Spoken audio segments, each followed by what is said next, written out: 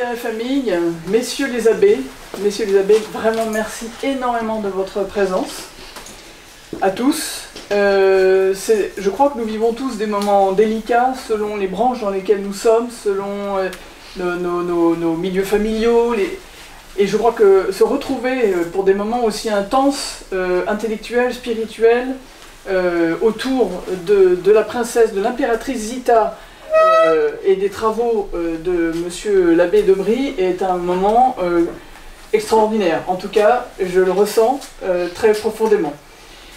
Les nouvelles de Terre et Famille, comme d'habitude. Alors, Terre et Famille nous a amenés à partir en Slovaquie grâce à monsieur l'abbé Josef Huta, qui est slovaque et qui a voulu que Terre et Famille témoigne en Slovaquie pour avertir les Slovaques que si le communisme n'avait pas réussi à tuer leur âme, le libéralisme pouvait peut-être tuer leur âme.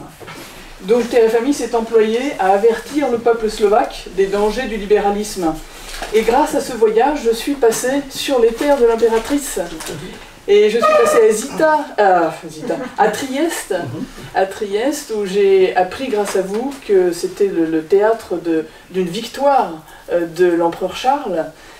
Trieste, où on se demande si on est en Italie ou si on est en Autriche. Donc on se sent vraiment au cœur de l'Europe. Et cœur de l'Europe, et on en parlait tout à l'heure avec monsieur l'abbé, la vie de l'impératrice, finalement, témoigne de façon incarnée de ce suicide de l'Europe à travers la guerre de 14. En tout cas, c'est mon interprétation. Monsieur l'abbé en dira peut-être bien d'autres choses. Et je crois que la vie de l'impératrice est riche d'enseignements pour nous. Alors, nous allons donner donc la parole à monsieur l'abbé de Brie, qui est chercheur en histoire, professeur dans un lycée en Normandie, un lycée public.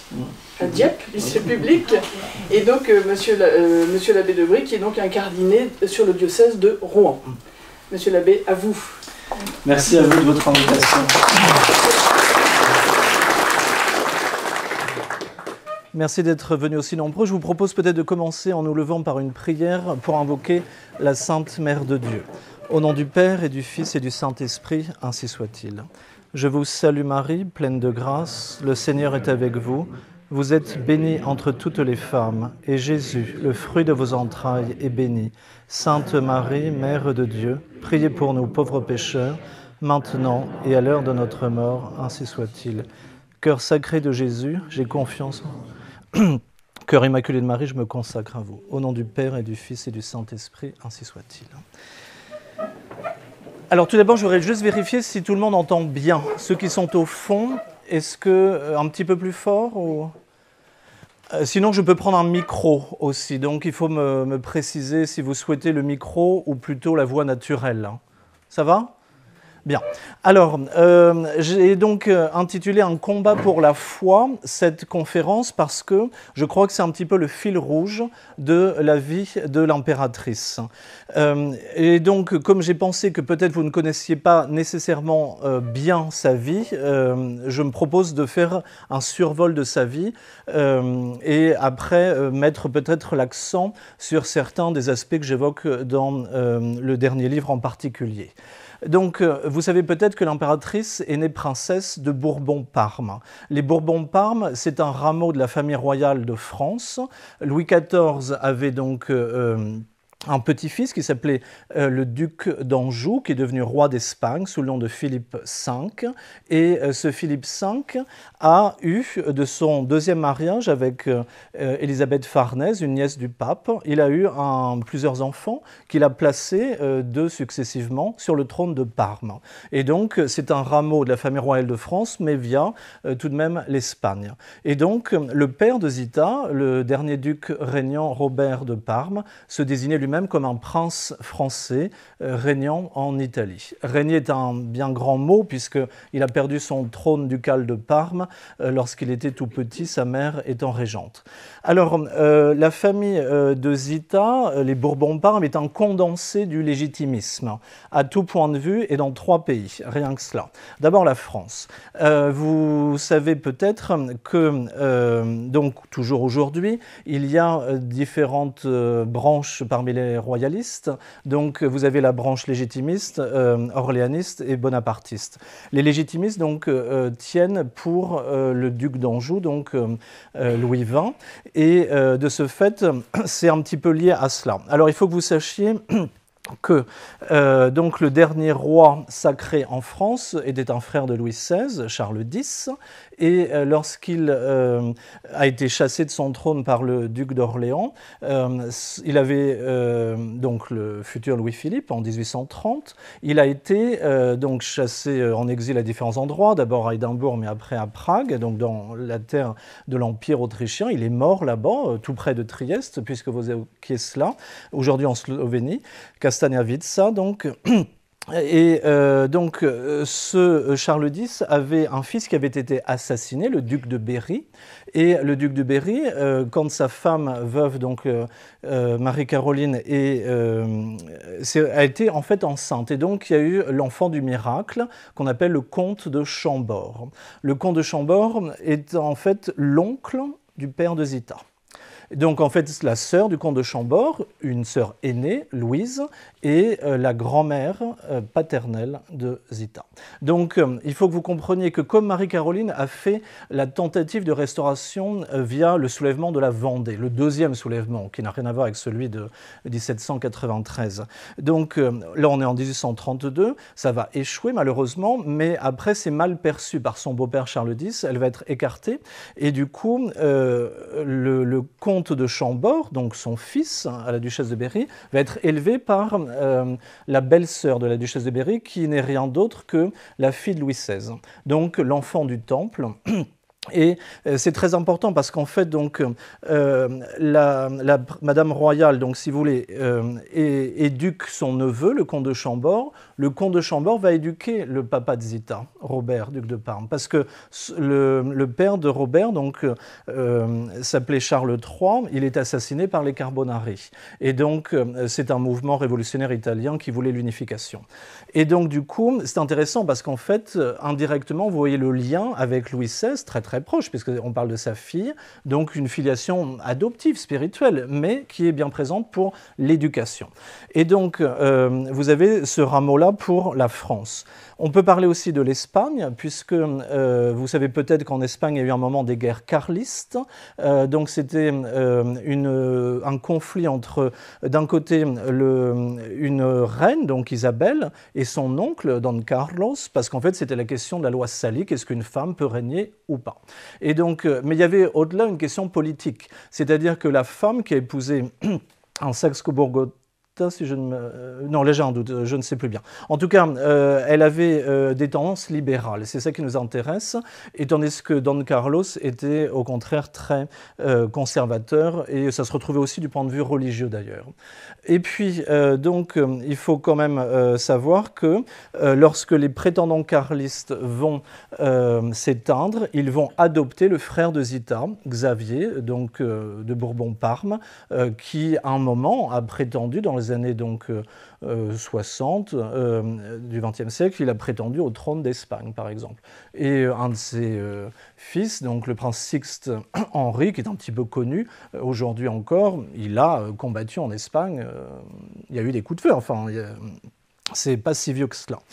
Et du côté portugais, enfin, la même chose qu'en Espagne, une nièce, là, elle s'appelle Maria da Gloria, cette fois-ci, contre son oncle, même chose, donc, oui, c'est elle qui a posé un Saxe-Cobourg-Gotha, pardon, donc du coup, elle assez libérale, l'oncle très conservateur, et l'oncle s'appelait donc Miguel, et ce Miguel est donc l'arrière-grand-père de Zita, côté maternel.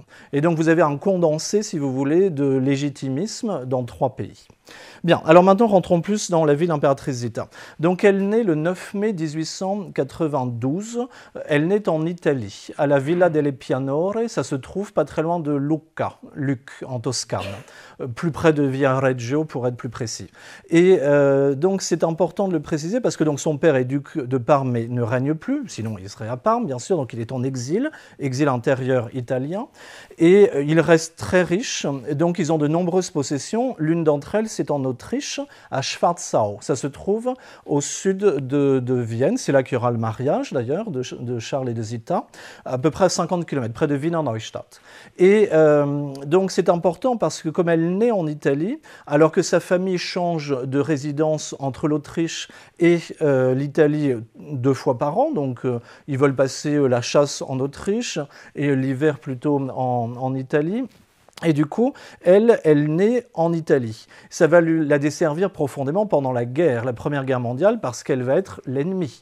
Vous savez, la nationalité pour une dynastie qui règne dans plein de pays, qui a du sang mêlé, évidemment, ne signifie rien. Mais dans l'optique des nationalistes, donc quand il s'agit quand on veut tuer son chien, on dit qu'elle a la rage, bah là, on l'a dénoncée comme l'italienne en Autriche.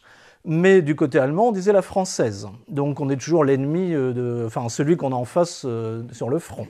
Et donc ça va être important, parce que sa sœur la plus proche, tant dans la généalogie, chronologiquement que spirituellement, c'était Franziska, qui va devenir moniale à Solesmes. Elle est née à Schwarzau, elle était la filleule de François-Joseph. Si elle avait eu cette chance d'échanger la place avec sa sœur, ça aurait rendu bien des services à Zita, qui n'aurait pas été calomniée comme étant une traîtresse pendant la Première Guerre mondiale. Donc ça c'est important quand même, je crois. Alors donc je vous dis, la famille voyageait d'un château à l'autre, et il possédait le château de Chambord en France quand même, ça n'est pas rien, puisque le comte de Chambord avait ce château à sa naissance comme cadeau, donc n'ayant pas d'enfant, il l'a légué à son neveu et quasiment, j'ai envie de dire, fils adoptif, enfin au sens spirituel, et du coup, ils avaient un château aussi en Suisse, où Zita va passer le premier exil, et puis après, un second en Autriche, plus des domaines de chasse, etc. Il y avait quand même, si je ne m'abuse, le prince Sixten avait dû me dire 8000 hectares de terre rien qu'à Chambord. Hein. Vous imaginez bien que le château lui-même ne représentait que 10% avec ses 8000 hectares, de la valeur de la richesse du Robert de Parme. Donc une famille très très riche. C'est important parce que vous allez voir la déchéance après. C'est pour ça que je préfère contextualiser. Du coup... elle est donc éduquée dans une famille extrêmement nombreuse, donc de 24 enfants. Alors tous ne survivent pas, il y en a 3 en particulier qui vont mourir en très bas âge. Alors 12 et 12 de 2 femmes, donc la première est une princesse de Bourbon des 2 Siciles, et la deuxième, donc Zita est du 2e lit, une princesse du Portugal. Et dans le premier lit, il y a eu 6 enfants handicapés, ce qui donne bien sûr à l'éducation, parce que c'est un mariage vraiment très très proche en fait consanguin, donc ça donne quand même une tonalité différente bien sûr pour l'éducation, parce que contrairement, vous savez, à la reine mère d'Angleterre qui a caché les enfants handicapés au fond qu'il y avait dans la famille royale anglaise, ça n'est pas le cas chez les Bourbons-Parme. Et c'est intéressant de voir par exemple que parmi les prénoms qui peuvent être extrêmement nombreux des enfants de Zita, hein, sa fille, la première fille Adélaïde a 21 prénoms, et bien en fait vous avez toutes les sœurs et demi-sœurs qui sont citées. Pas dans les tout premiers prénoms, mais tout de même. Donc ça montre que même les sœurs handicapées sont finalement saintes patronnes, si vous voulez, ou marraines, je ne sais pas comment il faut le dire officieusement, mais tout de même, ils sont là. Et d'ailleurs, la maman de Zita, elle va prendre soin de ses beaux enfants handicapés. Bien, du coup, ils sont... élevé, je vous dis, entre deux pays. Donc, bien sûr, il parle les différentes langues. Donc, la langue à la maison paternelle, c'est le français, puisqu'on a beau être en Italie ou en Autriche, mais le papa, Robert de Parme, donc, parle français. Mais évidemment, ils savent l'italien, parce qu'il faut bien parler quand même au personnel, etc. Vous avez en Autriche, donc, évidemment, l'allemand, mais de toute façon, Zita parlait allemand avec sa mère. Donc, sa maman est Maria Antonia de Bragance, donc on est la famille royale du Portugal, évidemment, mais la grand-mère maternelle était une Löwenstein, et donc d'une famille allemande, donc du coup, la langue maternelle est l'allemand. Bien, le portugais ne le parle jamais vraiment très très bien, enfin je parle de Zita. La mère, oui, le sait. Donc du coup, ça fait un milieu évidemment cosmopolite. Alors, ils sont d'abord éduqués à la maison avec des précepteurs des frères de Saint-Gabriel. Je ne sais pas si vous connaissez, ce n'est pas un ordre très très connu, mais j'ai vu qu'ils avaient une maison, une toute petite maison à Clermont-Ferrand. C'est une branche éducatrice des Montfortins. Donc c'est assez intéressant. C'est l'époque, vous savez, des lois scélérates contre l'Église en France, et donc certains sont obligés de travailler comme négociants en vin, des choses comme cela, et finalement ils sont hébergés par la famille de Parme qui les accueille et puis leur demande d'être les précepteurs. Donc ça c'est pour les petites classes, on va dire, et puis à partir d'un certain âge, donc en gros vers 10 ans, 10-11 ans, donc elle part dans un pensionnat en Bavière, à Zankberg, chez des visitandines. Ça se trouve pas très loin de Altötting. Je ne sais pas si vous connaissez, c'est un lieu marial, tout près de là où naît Benoît XVI. En fait, on est à quelques kilomètres de là. Et donc là, elle va passer en gros l'équivalent plus ou moins du collège-lycée, pour aller vite. Donc, bon, rien de très très spécial sur ces années-là, et la famille décide de lui donner un complément d'éducation auprès des bénédictines, mais alors c'est celle de Solesmes, mais Solesmes à cette époque-là est chassé de France. Donc Solesmes se trouve en fait en Angleterre, sur l'île de Wight, et dans un lieu, la principale ville, je pense, de l'île de Wight, qui s'appelle Ryde. Et aujourd'hui, il y a un monastère hommes et femmes de la congrégation de Solesmes. Et donc, du coup, pourquoi elle va là? Parce que sa grand-mère, donc maternelle, qui s'appelle Adélaïde, donc Löwenstein, dont je vous parlais il y a quelques instants, elle avait épousé Dom Miguel, donc le fameux qui a régné vraiment au Portugal en faisant la guerre avec sa nièce Maria da Gloria. Donc après, il se fait chasser par sa nièce, donc il se réfugie en Autriche avec l'aide de François-Joseph. Et du coup, une fois, il y avait une grosse différence d'âge. Quand elle est veuve, elle devient moniale, la grand-mère. Et donc du coup, Zita va voir sa grand-mère en clôture pendant près de 4 mois, donc à Solesmes, mais Solesmes qui se trouve en Angleterre à l'époque. Voilà. Donc ça c'est très important parce que ça va donner aussi une tonalité particulière. Elle y va pour perfectionner son latin, son chant grégorien, sa théologie, sa philosophie, enfin toutes les matières qu'on peut enseigner dans un monastère bénédictin. Et ça va vraiment la marquer, à tel point que 3 sœurs de Zita vont devenir moniales. Donc 3 sœurs de sang, pleinement sœurs. Ensuite... Donc, lorsqu'elle sort, elle a, donc, on est en 1909, donc elle a 17 ans. Donc, elle a passé de février à juillet 1909, et donc une de ses cousines vient la chercher pour l'emmener et lui demander de tenir compagnie, donc lorsqu'elle prend les eaux à Carlsbad. Je ne sais pas si vous connaissez ces stations, enfin, alors très précisément, je vous dis Carlsbad, c'est le plus connu, mais elle c'est Franzensbad, c'est un tout petit peu moins connu, mais il y a Carlsbad, Marienbad, Franzensbad, donc on est dans l'ouest, sud-ouest plus ou moins de la Bohème, du royaume de Bohème, et du coup, la cousine s'appelle Maria Annunziata, une archiduchesse d'Autriche. Alors, j'espère pas vous perdre dans la généalogie, mais donc je vous rappelle que la mère de Zita, donc Maria Antonia de Bragance, elle avait une famille extrêmement nombreuse aussi, et donc parmi ses sœurs, une s'appelait Marie-Thérèse, elle avait épousé l'archiduc Charles-Louis d'Autriche, qui est le frère de François-Joseph. Donc la tante maternelle de Zita est la belle-sœur de l'empereur d'Autriche. Et pour dire les choses plus simplement, dans le film avec Romy Schneider, Premier épisode, je ne sais pas si vous vous souvenez, quand elle abreuve les chevaux qu'elle doit aller à Bad Ischl, ici, à un moment, elle rencontre son amour de jeunesse soi-disant et qui lui avait offert une bague qu'elle a perdue. Je ne sais pas si vous vous souvenez, c'est le fameux Charles Louis qui est donc l'époux dont je parle. Bien, alors ce Charles Louis est important parce que dans la succession autrichienne, ça va jouer un très grand rôle. Je vais revenir un tout petit peu après. Je fais d'abord un tout petit peu la rencontre avec Charles, ça me paraît plus intéressant. Donc, elle va accompagner la fille de Charles Louis et de Marie-Thérèse, Marie Annunziata, prendre les eaux à Franzensbad. Et là, donc, un de ses cousins, Charles, donc l'archiduc Charles, vient rendre visite à Maria Annunziata, évidemment. Il est donc aussi en famille avec Zita, et donc il était très ami des frères de Zita, Sixte et Xavier de Bourbon-Parme, et du coup, il vient leur rendre visite. Il habite pas très loin, il est stationné, il est militaire, il est stationné à Brandis nad Labem, on dit Brandeis, sur l'Elbe, et donc c'est là où il y a le sanctuaire de Saint Wenceslas, que nous fêtions hier, donc le saint patron de Bohême. Donc, et c'est là que les choses commencent, on va dire, à se créer. Il faut être clair, je crois, l'archiduc Félix, le fils de Zita, dans sa déposition, dit qu'il considérait que c'était un mariage arrangé. Donc en fait, la fameuse Marie-Thérèse est un élément essentiel, vu qu'elle est à la fois tante de Zita et la belle-grand-mère de Charles. Je dis belle-grand-mère parce que c'est la troisième femme du grand-père de Charles. Mais ce n'est pas sa grand-mère réelle, vous voyez ce que je veux dire. Bien. Donc, mais en tout cas, le lien, il est là. Donc c'est la cheville ouvrière des rencontres, via sa fille Maria Annunziata, ou après en personne elle-même. Donc elle va organiser un bal, après à Vienne, dans son palais Augarten, ou bien aussi dans son domaine de chasse, en Styrie. Et donc, bon, il s'apprécie. Ça met à peu près 2 ans, donc 1909, été 1909, le 23... excuse-moi.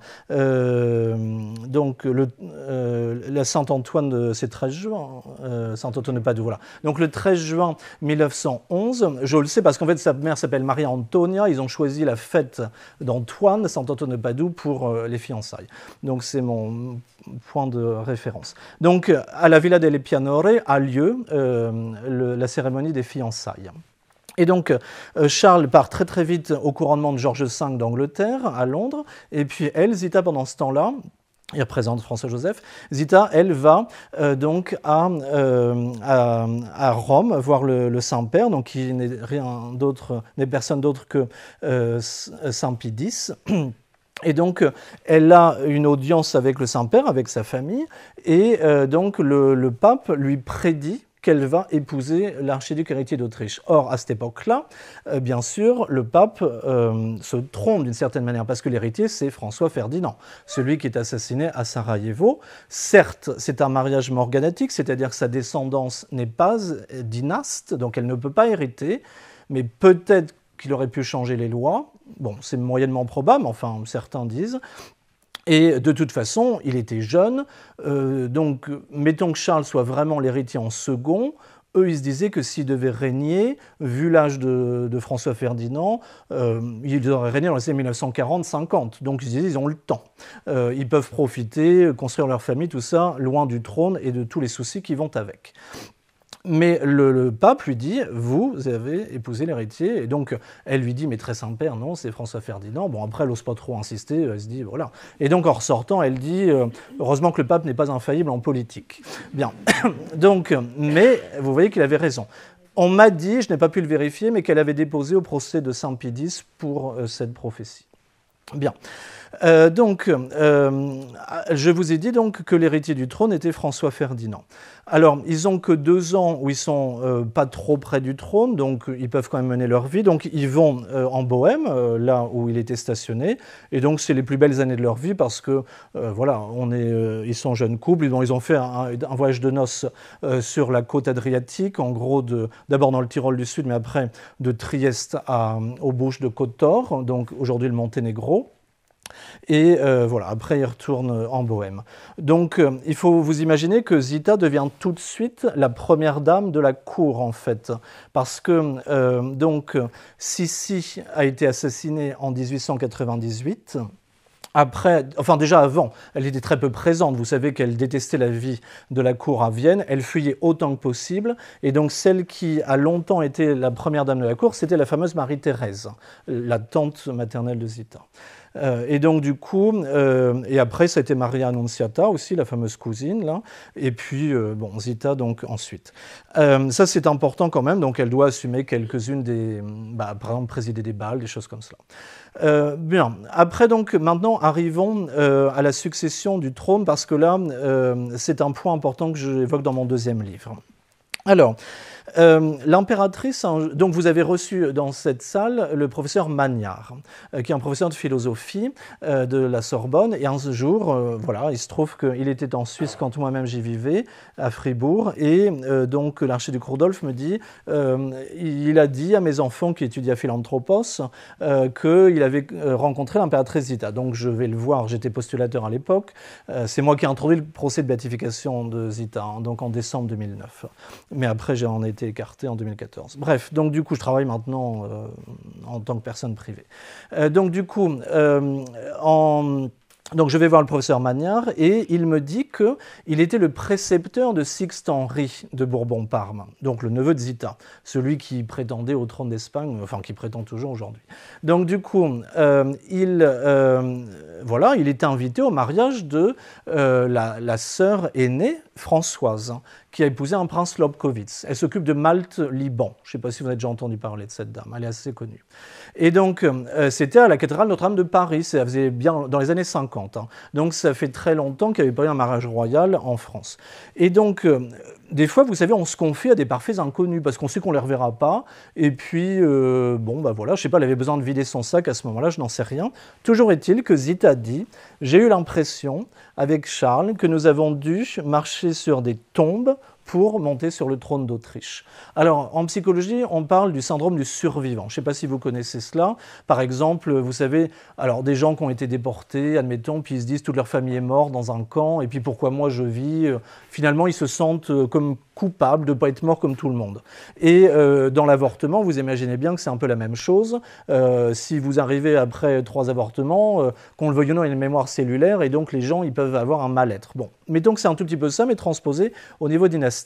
Alors, reprenons donc, on est bien d'accord que Charles va succéder en novembre 1916 donc à François-Joseph, puisque François Ferdinand meurt, comme tout le monde le sait, à Sarajevo le 28 juin 1914, c'est le début de la Première Guerre mondiale. Mais donc, reprenons le lien entre François-Joseph, l'empereur d'avant, et Charles, le nouvel empereur.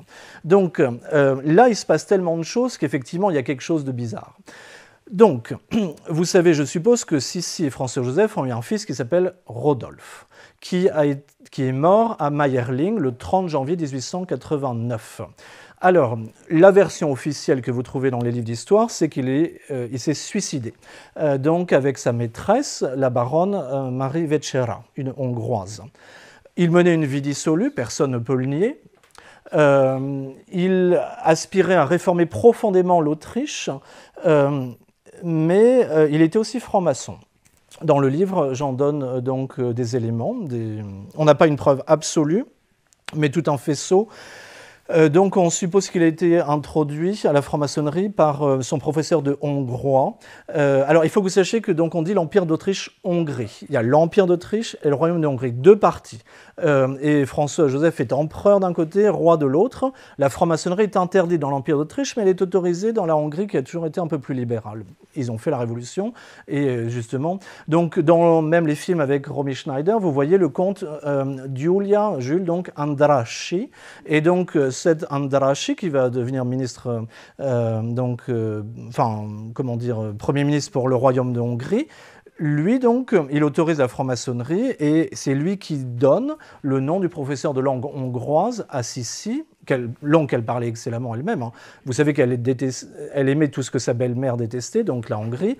Et du coup, Sophie, l'archiduchesse Sophie, sa belle-mère, donc du coup, elle aimait beaucoup et le professeur de hongrois a introduit à la franc-maçonnerie. En tout cas, Donc Zita, et je mets dans le livre, donc c'est ce livre-là, donc je mets dans le livre la transcription dans une cassette que les moniales de Solesmes m'ont prêtée. Donc en 1983, Zita, lors d'une récréation au monastère, décrit donc sa version des faits de Mayerling. Donc elle dit Rodolphe s'est laissé embrigader dans la franc-maçonnerie. On le pousse à faire un complot, sans doute, contre son père, François-Joseph, peut-être en lien avec un cousin dont il était très proche, François Salvatore d'Autriche-Toscane. Et du coup,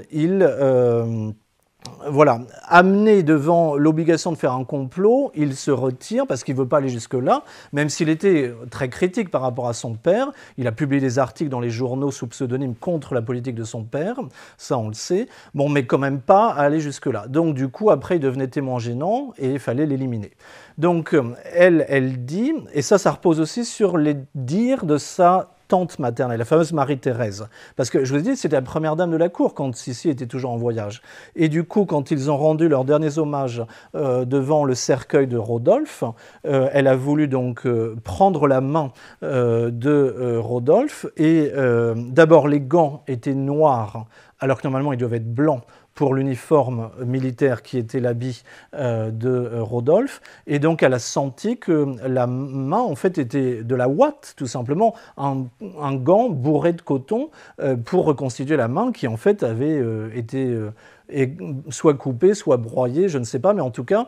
Et donc, quand vous êtes censé vous suicider et que vous n'avez plus la main droite, c'est quand même moins pratique. Et donc, parce qu'il est censé se tirer une balle dans la tête. Donc, en gros, l'idée, ce serait qu'il y aurait eu un assaut dans le pavillon de chasse de Mayerling, qu'il aurait pris une grosse table pour essayer de faire barricade, que eux avaient donc, je sais pas moi, pour barrer la porte, je suppose, et donc qu'ils tenaient la table, et puis du coup, ils avaient, je sais pas moi, écrasé ses doigts pour qu'il lâche, et qu'il puisse donc rentrer.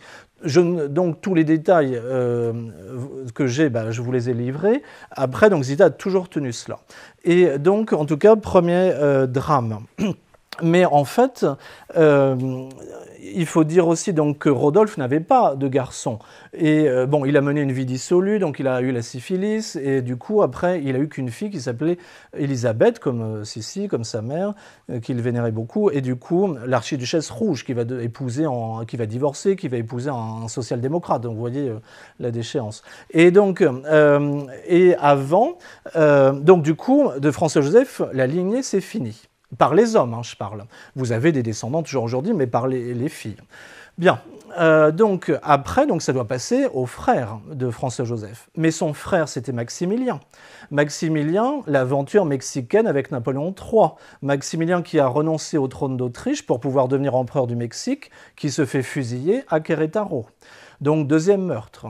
Ensuite, donc lui, il n'avait pas d'enfant avec Charlotte de Belgique. Après, donc, troisième frère, donc, le fameux Charles-Louis. Charles-Louis, il se marie, donc je vous ai dit 3 fois, il a un premier fils, François-Ferdinand. Vous savez comment il finit. François-Ferdinand a un frère, Otto. Mais Otto, donc, menait une vie aussi dissolue. Il est mort d'une maladie vénérienne aussi. Et donc, Otto, c'est le père de Charles. Mais donc, Charles-Louis, d'abord, va mourir en buvant l'eau du Jourdain en pèlerinage en Terre Sainte. Après, donc, il était de toute façon assez âgé, objectivement. Je pense qu'il n'aurait pas vraiment pu, si vous voulez, remplacer son frère, qui est mort quand même extrêmement vieux. Bref, donc il a régné quand même 68 ans. François-Joseph, 1848, il est né en 1830, donc il avait 18 ans, jusqu'en 1916 novembre. Donc du coup, donc je vous dis, bon, Charles-Louis, on ne peut pas trouver ça complètement anormal quand même, donc, mais François-Ferdinand se fait assassiner, Otto meurt très très jeune, et donc voilà que Charles arrive. Donc ça fait quand même beaucoup d'événements, d'autant plus que François-Ferdinand avait des enfants. Mais je vous ai dit, c'était un mariage morganatique. Et donc les enfants, donc il y avait quand même 2 garçons et une fille, les enfants ne peuvent pas hériter parce qu'il a épousé par amour une comtesse tchèque, donc la comtesse Sophie Chotek. Et donc, voilà, les enfants donc, sont là, mais ne comptent pas. Et donc ça passe à Charles. Et donc vous comprenez pourquoi elle peut avoir l'impression de marcher sur des tombes pour monter sur le trône. Alors on peut se dire pourquoi ? Il semble que, vu la prophétie que je vous ai dit de Saint Pie X, on peut se dire, est-ce que ce n'est pas la volonté de Dieu? Parce que, après tout, il écrit aussi, sa divine providence peut écrire à travers ces coups qui peuvent paraître dramatiques et du destin. Mais bon. Et donc, pourquoi je dis cela ? C'est parce qu'en fait, dans le premier livre, donc celui-là, j'ai eu connaissance d'archives donc d'un monseigneur à Rome, d'un auditeur de la Rote, du tribunal de la Rote, donc monseigneur Monnier, qui lui avait hérité des papiers d'un prêtre qui était le fils adoptif d'une religieuse, on va dire, enfin, un filleul. Et cette religieuse, qui s'appelait donc sœur Marie-Hilaire Tonnelier, une Alsacienne, elle était donc de Notre-Dame de Sion, une sœur converse. Vous savez, c'est plutôt les sœurs qui font les travaux plus pénibles, c'est pas une sœur de cœur. Et donc, cette sœur Marie-Hilaire est affectée à Trieste, après de très nombreux voyages, surtout en Orient. Et donc, mais il y a la guerre à Trieste, et du coup, elle est évacuée à Vienne. Et là, donc, l'aumônier des sœurs, il se trouve qu'il est le chapelain de François Ferdinand. Donc, il a ses entrées à la cour. Elle a des révélations qui disent que, donc privées, et c'est une mystique, une âme privilégiée, qui disent Charles est menacé par des tentatives d'attentat, il faut qu'il fasse très attention à sa vie. Alors, j'ai fouillé dans les archives de la police impériale, donc dans les archives de Vienne. Je n'ai pas pu trouver, avec le peu d'éléments que j'avais sur l'histoire de la tentative d'attentat, lequel pourrait coller, mais j'ai trouvé quand même une douzaine de tentatives d'attentat. Des fois, ce ne sont que des rumeurs, il faut être honnête, mais des fois, il y a quand même une bombe qui avait été posée, etc. Donc, indéniablement, sachant qu'il a régné que 2 ans, 12 rumeurs ou tentatives un petit peu plus élaborées, c'est quand même beaucoup. Et donc, je ne peux pas vous dire laquelle, toujours est-il que Zita a fait confiance à cette sœur Marie-Hilaire, à tel point qu'après va jouer un rôle dans la tentative de restauration en Hongrie. Alors, donc, ça c'était un premier point pour dire que finalement c'est peut-être la volonté de Dieu, parce que vous voyez qu'il va être sauvé par certains côtés, et pourtant, il va mourir en exil à Madère. Donc, je reprends le fil chronologique. J'en étais à l'accession au trône. Donc, ils sont... on est en Autriche-Hongrie, il n'y a pas de sacre en Autriche qu'en Hongrie. En Hongrie, donc, ça a lieu le 30 novembre 1916, donc un gros mois, 1 mois et 10 jours après la mort de François-Joseph. Et c'est quand même intéressant de voir que, donc si vous lisez le rituel du sacre, c'est quand même quelque chose d'assez engageant, et surtout en Hongrie, il y a quelque chose d'assez beau, qu'il n'y a pas forcément dans les sacres, même du roi de France. Alors si vous avez vu les films de Romy Schneider, on voit bien le sacre, et c'est réaliste, enfin on peut rien dire. Donc de tous les... Alors attention, on appelle la couronne de Saint-Étienne le royaume de Hongrie. Ça n'est pas que la petite Hongrie actuelle qui ne fait qu'un tiers de ce qu'était. Donc il y avait toute la Slovaquie qu'on appelait donc la Haute-Hongrie à l'époque. Bratislava s'appelait Pressbourg, Pozsony en hongrois. Après, vous aviez donc... et la Slovaquie était encore plus grande, hein, il y avait une partie de l'Ukraine. Donc vous aviez la Transylvanie, aujourd'hui roumaine, où il y a quand même toujours aujourd'hui 3 millions de Hongrois. La Voïvodine, qui est aujourd'hui serbe. Il y avait le royaume de Croatie, qui fait partie intégrante de la couronne de Saint-Étienne depuis 1095. Bon bref, donc c'était immense.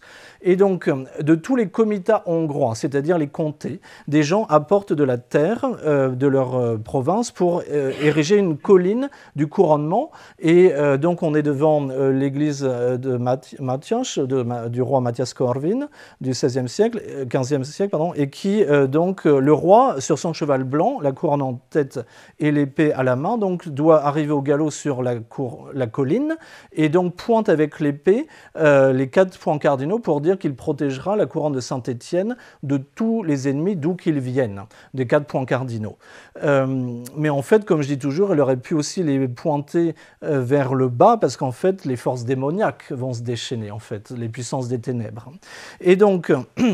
Et alors, il faut que vous sachiez aussi que la couronne de Saint-Étienne, donc on est vers l'an 1000, et Saint-Étienne reçoit premier roi de Hongrie qui se convertit du paganisme, donc István en hongrois, reçoit sa couronne du pape.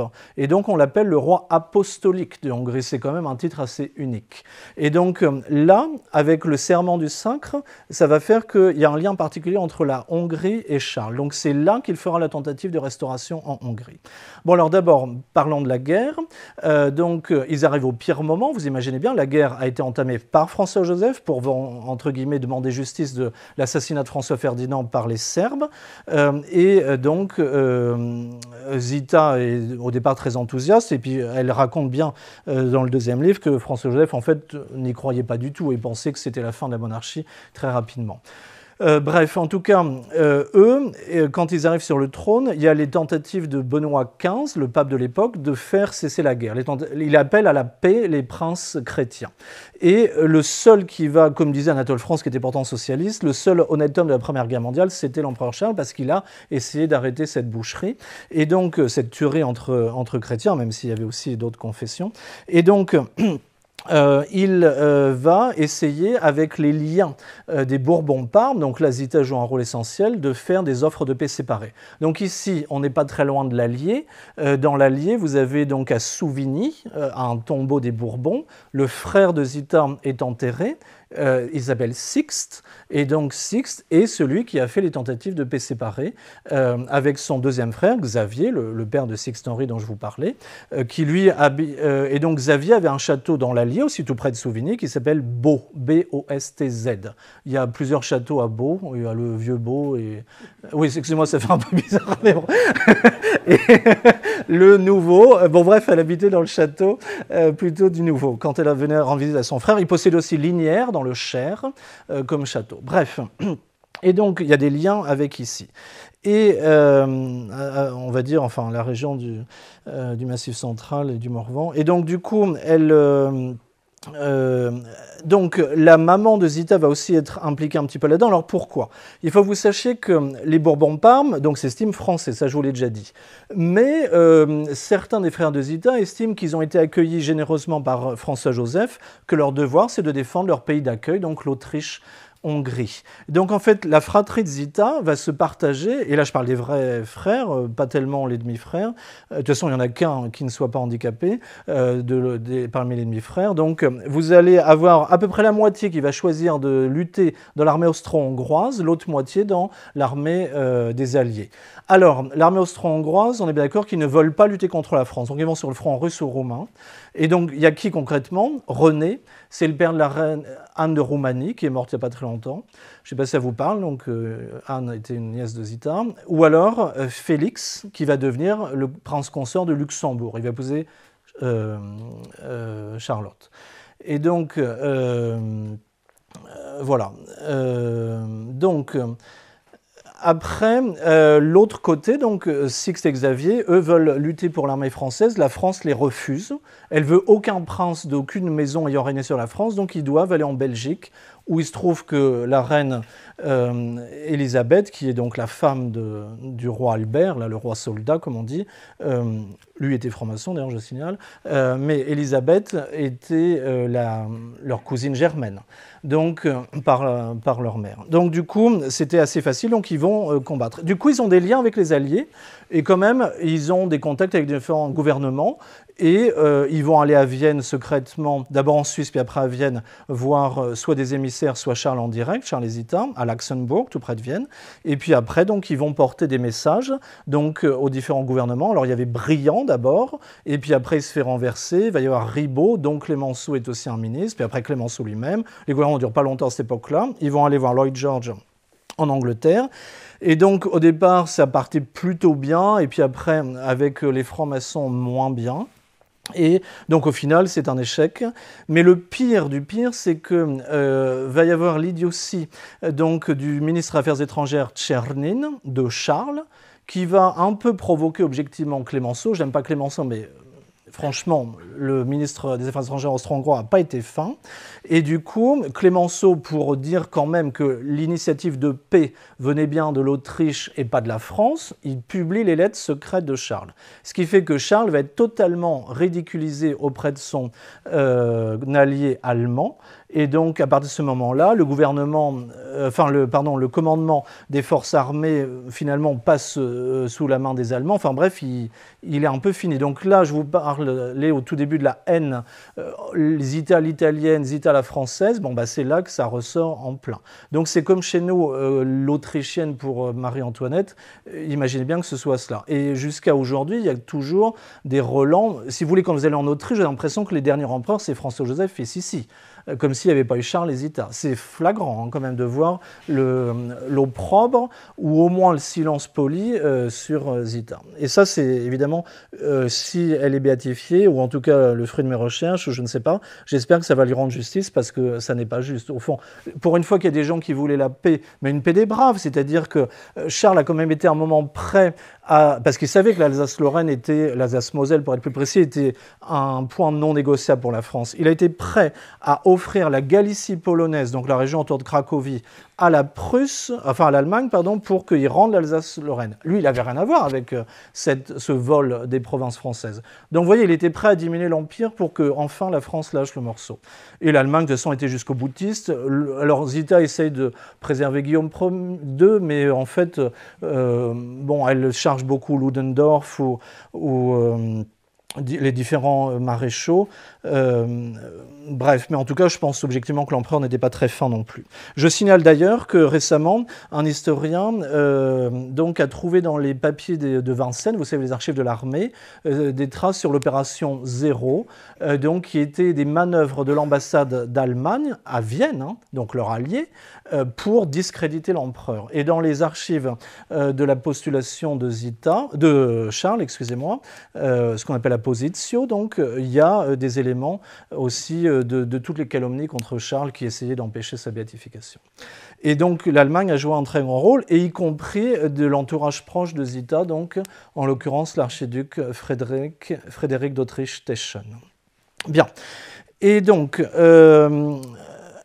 voilà, donc Charles va rendre le gouvernement, il n'abdique pas, il renonce à la charge d'empereur en novembre 1918. Ils vont vivre d'abord un exil intérieur, donc à Eckartsau, mais on est à la frontière, en gros à mi-chemin entre Vienne et Bratislava, en Basse-Autriche. Le problème, c'est que en Hongrie, qui est aussi toute proche, vous avez une révolution bolchevique, qu'on appelle donc les 100 jours de Béla Kun, qui plus tard va fuir à Moscou, puis il va être assassiné sur ordre de Staline. Entre communistes, ils ne sont pas très tendres non plus.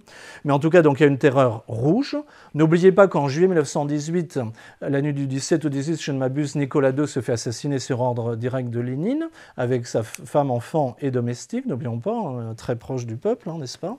Et donc...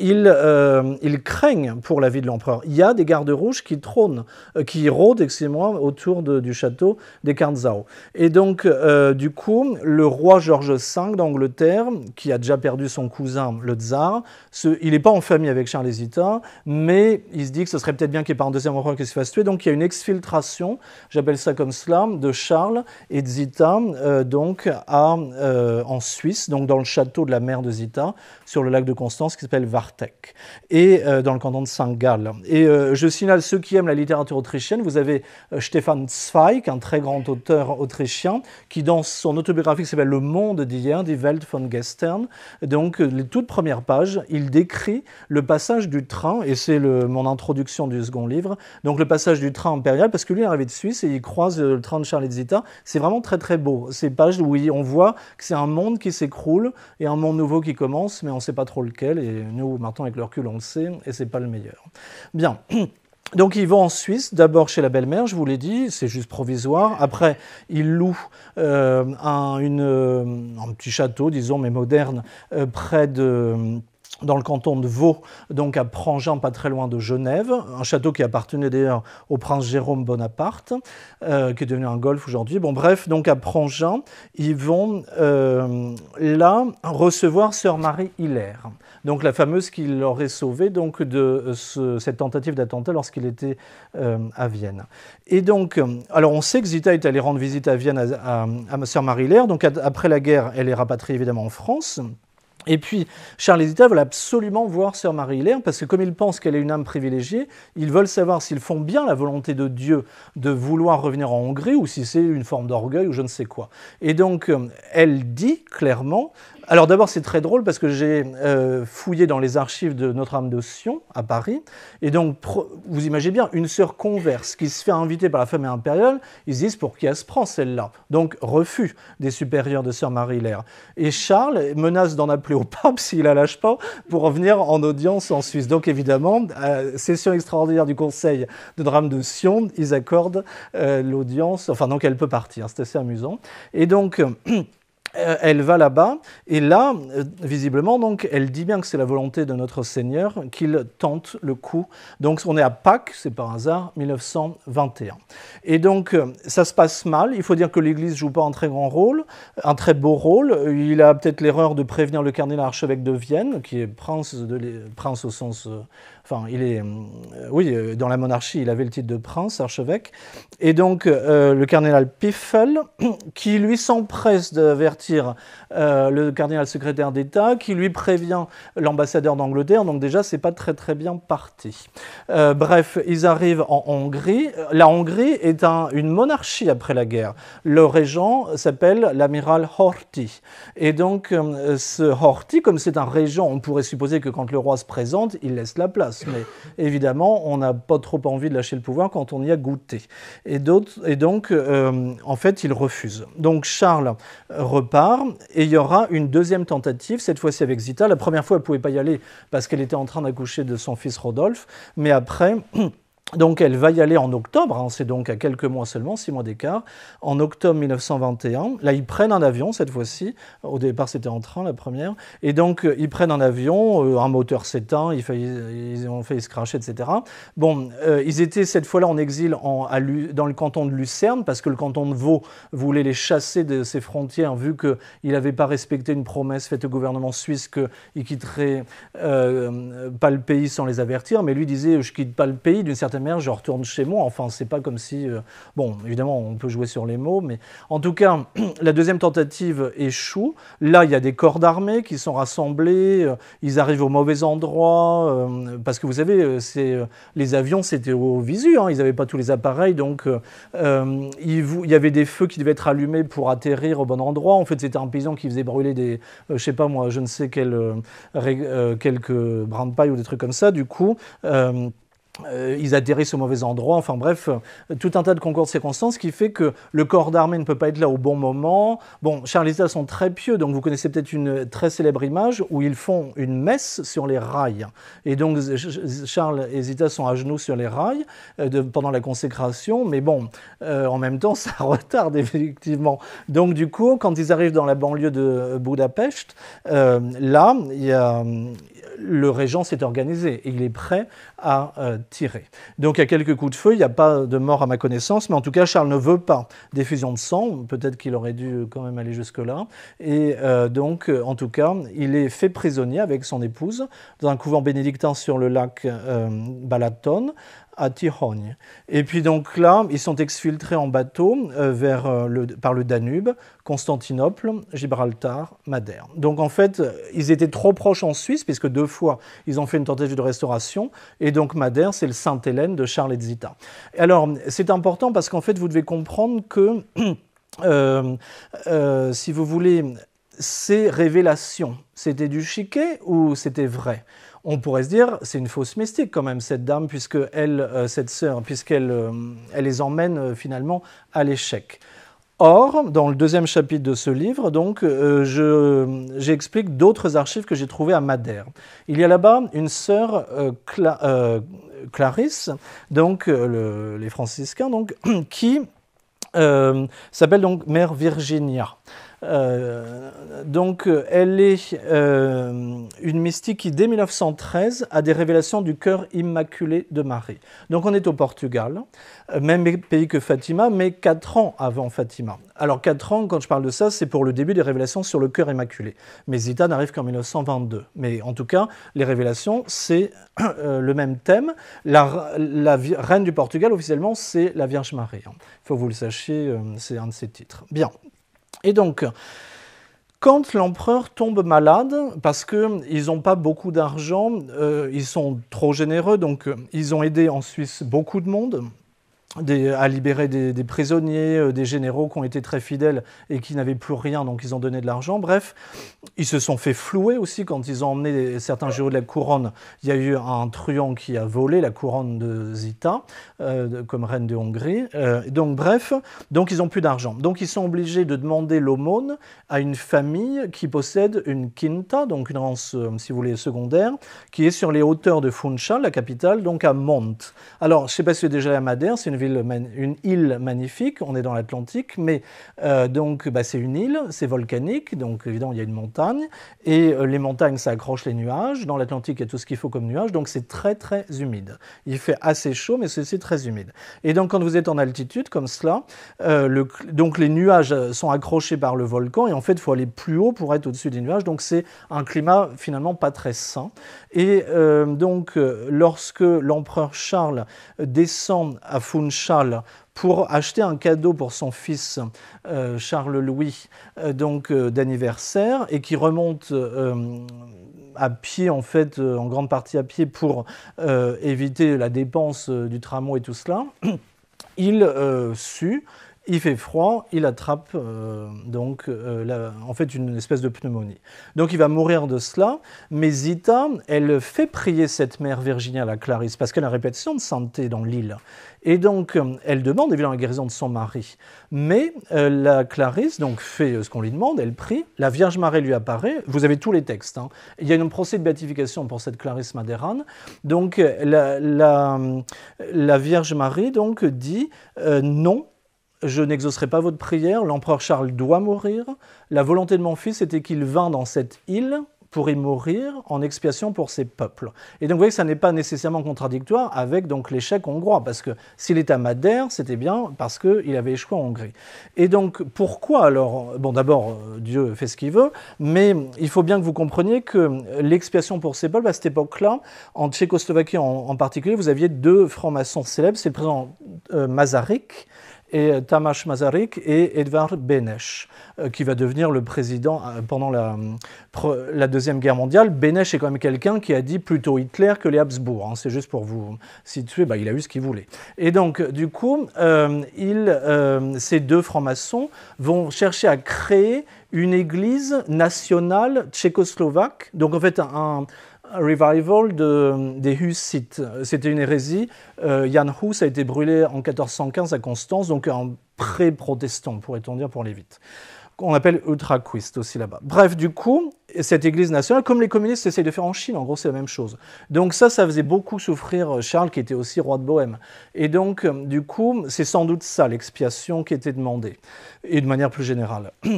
Et donc, voilà, l'empereur meurt.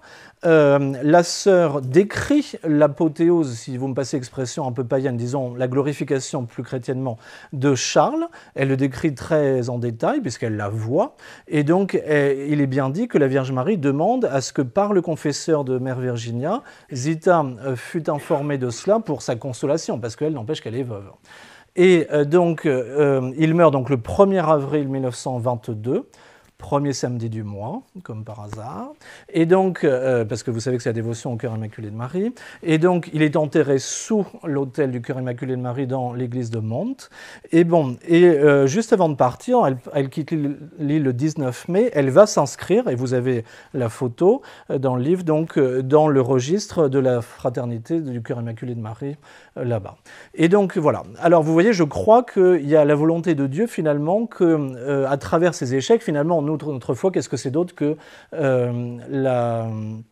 la croix. Et donc, du coup, la croix, c'est un échec apparent, et pourtant, c'est le triomphe de la vie. Et donc, du coup, je pense que c'est cela qu'était appelé à vivre Charles et Zita. Mais pour Zita, c'est quand même 67 ans de veuvage derrière. Et donc, son mari va la laisser enceinte. Et donc, son 8e enfant, le premier, donc, c'est Otto, qui est bien connu parce qu'il était député européen, qui est né en novembre 1912. La dernière, donc, née au mois de mai 19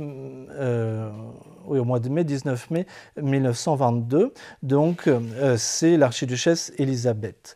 Et du coup, elle naît en Espagne parce que le roi Alphonse XIII, un lointain cousin de Zita, donc, a accueilli au Pardo, près de Madrid, donc pas le Prado, le Pardo, la famille impériale.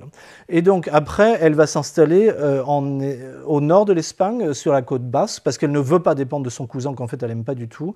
Et du coup, elle va à Lekeitio, c'est un petit village de pêcheurs dans le diocèse actuel de Bilbao. Et donc là, elle va être logée par un comte, mais qui en fait, elle arrive donc en octobre 1922, elle n'a pas beaucoup d'argent à cette époque-là, donc en fait, elle n'a pas les moyens de payer le loyer, ce qui fait qu'elle elle est chassée de la maison par le comte, qui pourtant est très riche, le comte de Torregrossa. Donc elle a un ultimatum, il n'y a pas de trêve de l'hiver pour elle, donc elle doit dégager le 31 janvier 1923. Et elle écrit donc à sœur Marie-Hilaire, la première mystique. Donc une lettre du 12 janvier que je vous lis. « Ma chère petite sœur, j'ai bien prié pour vous auprès de la crèche. Le petit Jésus, si plein de grâce et de bonté, vous apporte ses meilleures grâces et consolations.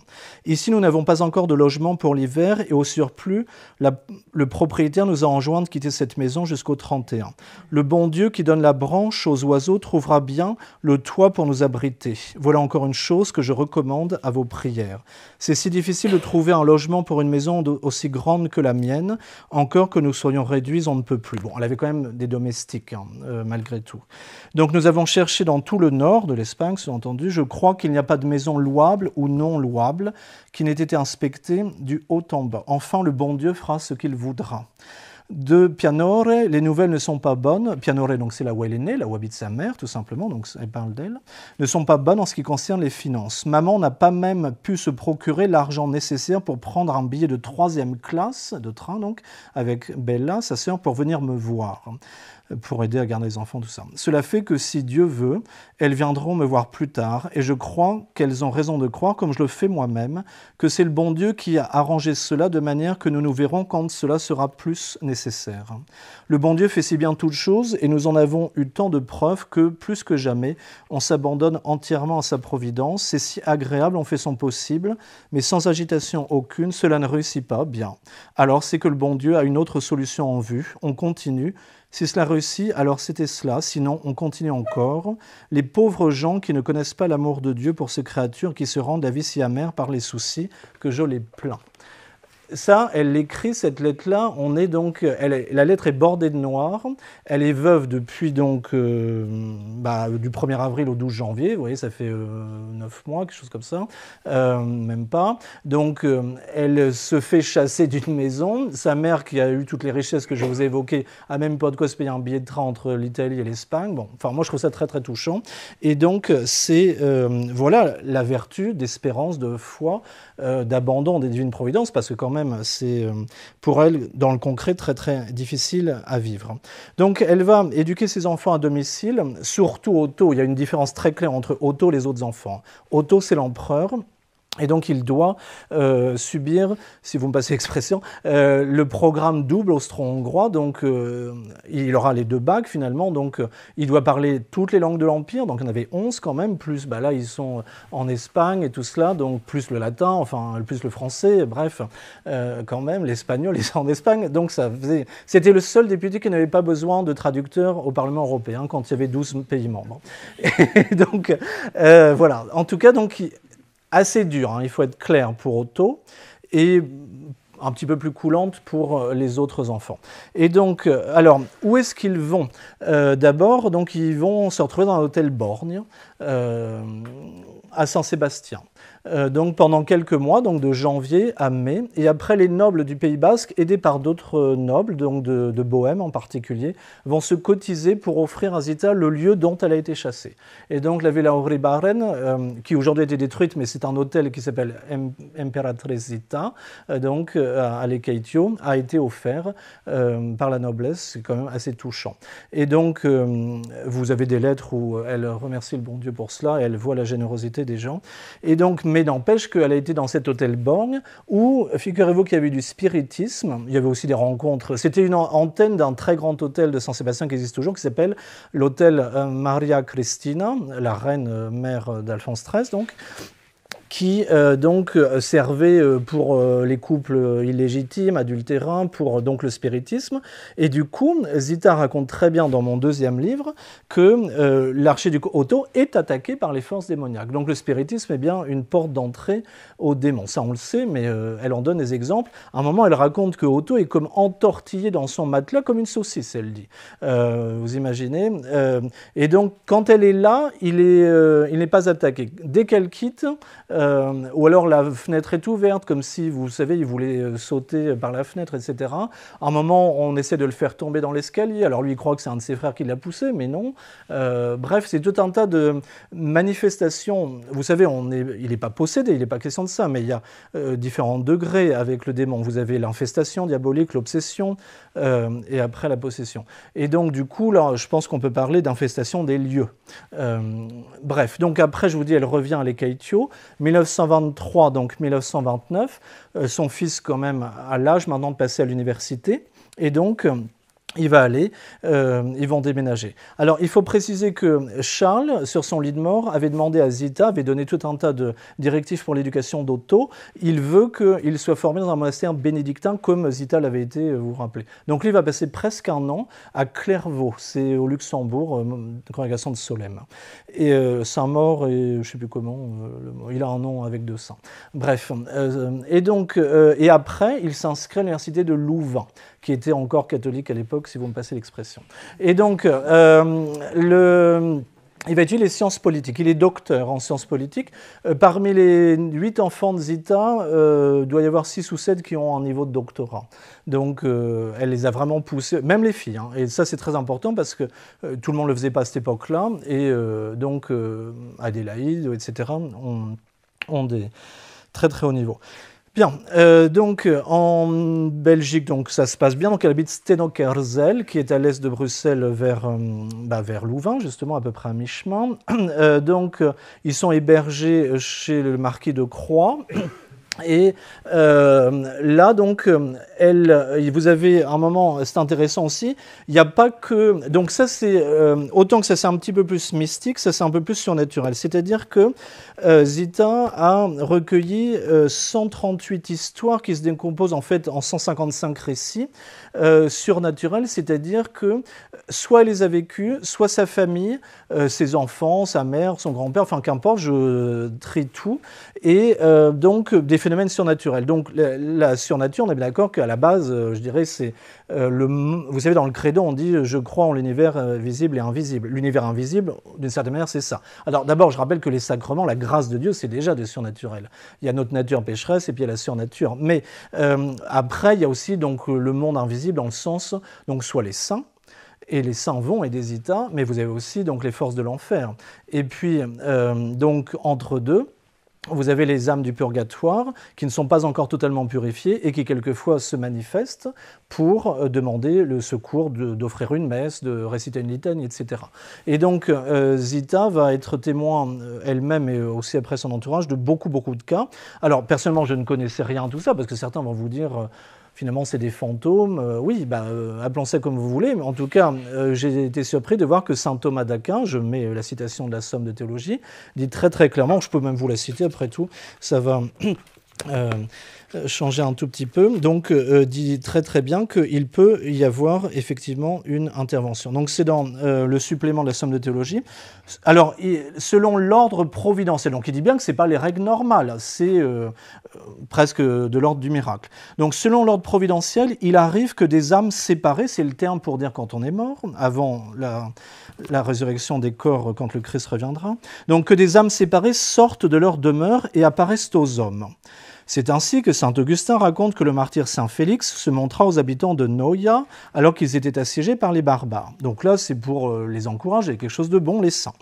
On peut croire la même chose des damnés, dont Dieu permet l'apparition dans le but d'instruire et de terrifier, comme aussi les âmes du purgatoire qui viennent implorer des suffrages. Donc on a là les trois cas, paradis, purgatoire, enfer.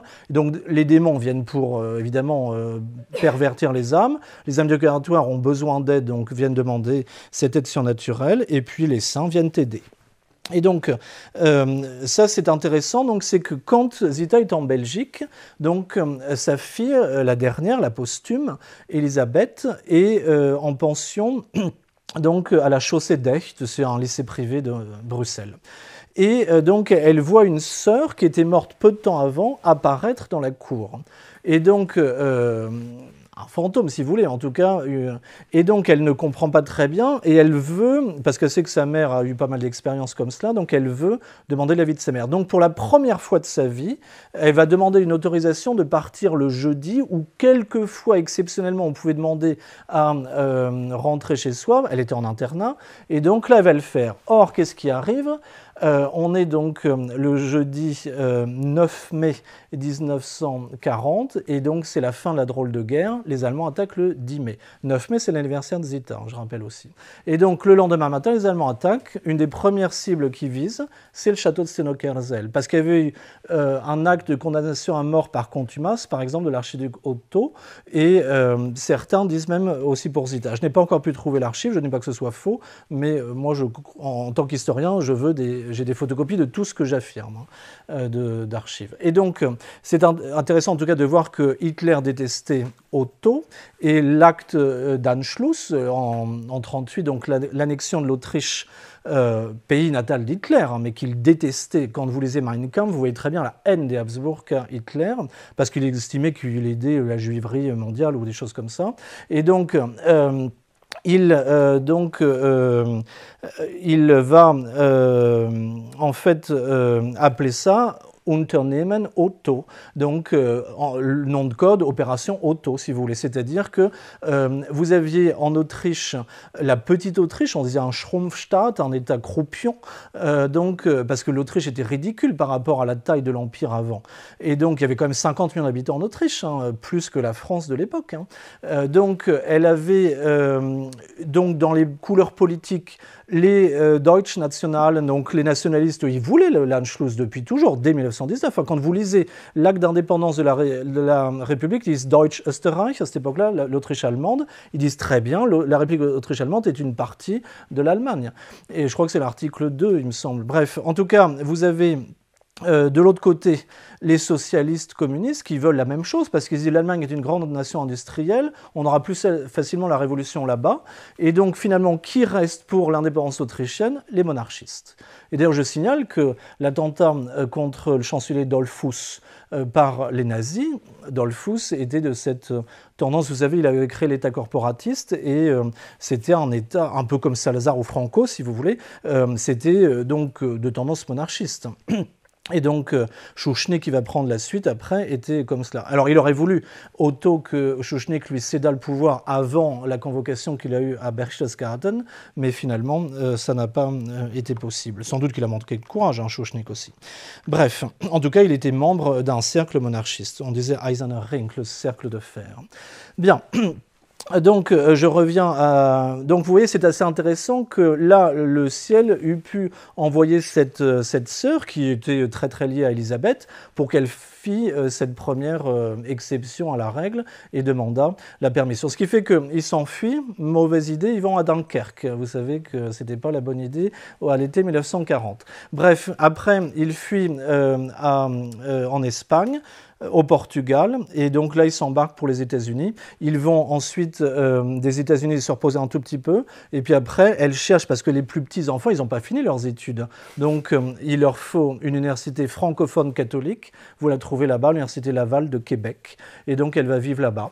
Et vous voyez, elle veut toujours donner une bonne éducation, mais quand même dans un bon cadre chrétien. Ce qui est malheureux, c'est qu'à Québec, vous savez, ça a été après la Révolution tranquille. Et figurez-vous que l'une des chevilles ouvrières de cette Révolution tranquille, donc le 68 canadien, québécois pour être plus précis, parce que les anglophones sont moins pervertis, mais il faut que vous sachiez que, en fait, comment dire, donc nous on a eu la Révolution française d'abord, puis après les lois scélérates de 1905, mais eux ils ont tout fait en 20 ans, quoi, on va dire. Donc Monseigneur Parent, qui a changé la loi là-bas de l'éducation, donc il va abandonner tous les lycées catholiques, finalement c'était le chapelain de Zita. Bon, à cette époque-là, on est dans les années 1900, elle arrive en octobre 40, hein, mais en tout cas, sachez que malheureusement, c'était pas forcément une très bonne pioche. En tout cas, toujours est-il que donc ils continuent leurs études. Otto fait du lobbying auprès de Roosevelt, par exemple. Et à un moment, Zita va le remplacer.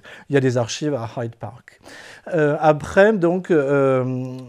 Après la guerre, elle va faire donc du lobbying pour d'abord, vous savez, les Américains ne sont pas toujours très très bons en géopolitique, hein, et donc à un moment, dès qu'il y a un nom allemand, ils se disent c'est allemand. Donc par exemple, Otto avait empêché que Roosevelt ne déclare la guerre au Liechtenstein parce qu'il croyait que c'était un allié d'Hitler. Bon, bref, et en tout cas, à un moment, il ne voulait pas que fût reconnu que l'Autriche était la première victime de Hitler, puisque l'Anschluss, c'est le premier pays annexé avant les Sudètes.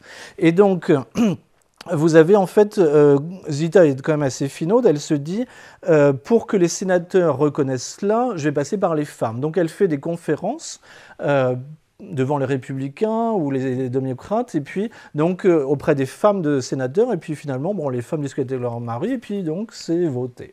Donc ça va donner après le traité de Moscou qui va reconnaître cela. Alors Staline fait rajouter une ligne, hein, qui dit que l'Autriche doit quand même n'est pas totalement exempte des responsabilités de la guerre, donc aura aussi quelques conséquences quand même, mais c'est écrit que c'est le premier pays victime.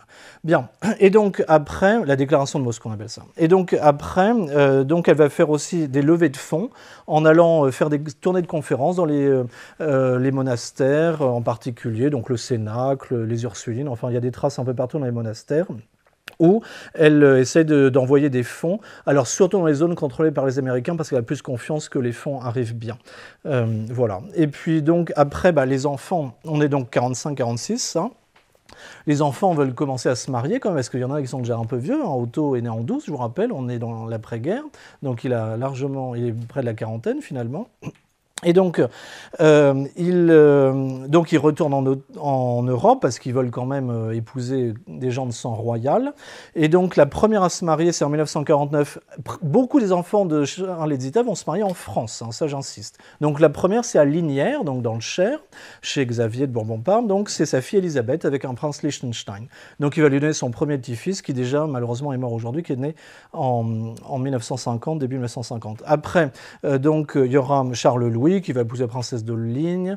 Bon, bref, je vous passe les détails. Le plus important, c'est peut-être quand même Otto, qui se marie à Nancy, l'église des Cordeliers, la nécropole des ducs de Lorraine, et donc avec Regina de Saxe-Meiningen, dont un frère est prêtre, dont le père est mort sur le front russe, déporté par les communistes. Et puis, voilà, donc Robert s'est marié par exemple à Bourg-en-Bresse avec Margarita de Savoie-Hauss, etc. Bref, donc c'est le père de Prince Lorenz de Belgique. Donc vous avez comme ça des beaux mariages, la plupart. Alors Zita donc va rester d'abord au Québec jusqu'en 1948, elle revient après aux États-Unis, dans l'État de New York, donc Tuxedo Park, et puis donc on va dire jusqu'en 53. Après, elle rentre au Luxembourg pour s'occuper de sa maman qui est malade. Sa maman est hébergée chez son fils Félix, donc le prince consort de Luxembourg, au château de Colmar-Berg, donc 53-59. Après, donc même pendant ces temps-là, elle voyage énormément pour aider, vous savez, un peu à éduquer les enfants, parce qu'elle a la mémoire vivante. Mais à cette époque-là, elle envisage aussi de devenir moniale. Donc on est au début des années 50, et elle veut rentrer à Solesmes. Ce qui n'est pas très très sympa, c'est que j'ai trouvé dans les archives de Solesmes, de la part des enfants, des lettres qui disent au père abbé tout le mal, on pourrait dire, qu'elle ferait une très mauvaise moniale, leur mère. Parce que vous comprenez, une impératrice qui est habituée à obéir, elle ne saurait pas comment, elle ne saurait pas... qui est habituée à commander, ne saurait pas obéir. Pardon. Et, ou bien elle est malade, donc son état de santé ne lui permettrait pas de suivre la rigueur de la règle. Enfin, non, franchement, pas très gentil. Ce qui est marrant, c'est que quand j'ai interrogé les témoins, ils avaient un peu oublié. Bon, ils étaient devenus très vieux, ça avait plus de 50 ans, admettons. La mémoire évacue aussi les choses moins agréables. Toujours est-il que moi, j'ai les lettres signées, donc c'est vrai, j'en ai la preuve. Le père abbé va se laisser fléchir. Donc ça, je l'évoque plutôt dans ce livre-là, le chapitre sur les bénédictins. Et donc, elle a quand même un indulte de Pie XII qui lui permet de passer environ 2 mois par an en clôture, ce qu'elle fit. Donc, elle était déjà au Oblat de Solesmes depuis 1926. Elle devient donc sœur Francisca Benedetta, donc Francisca à cause de sa sœur, et puis Benedetta, bah, évidemment... pour l'ordre bénédictin, et donc elle va passer auprès de ses sœurs de très nombreux mois, donc au total elle a passé plus de 4 ans en clôture si on additionne tous les séjours qu'elle a fait. Le dernier était en 1983, elle meurt en 89, donc vous voyez quand même, le premier elle avait peut-être 3 ans, donc entre 3 ans et 80, 90 ans en gros, 91 ans, c'est quand même beaucoup. Voilà, et puis donc après, elle va, je vous ai dit, aider les enfants, elle va avoir un drame, c'est quand même la mort de sa bru, la femme de Rodolphe qui meurt dans un accident de voiture alors que c'était son mari qui conduisait, un petit-fils qui va mourir aussi, enfin bref, un frère de l'archiduc Siméon qui est un tout petit peu connu, je sais pas aussi. Bref, Johannes qui avait 12 ans, qui meurt d'un accident renversé en vélo pour aller chercher un cadeau pour Siméon pour son anniversaire, renversé par un bus. Ça leur porte pas bonheur, le cadeau d'anniversaire, comme vous avez vu, entre Charles et puis Johannes. Bref, toujours est-il que la date importante, après, c'est 1982.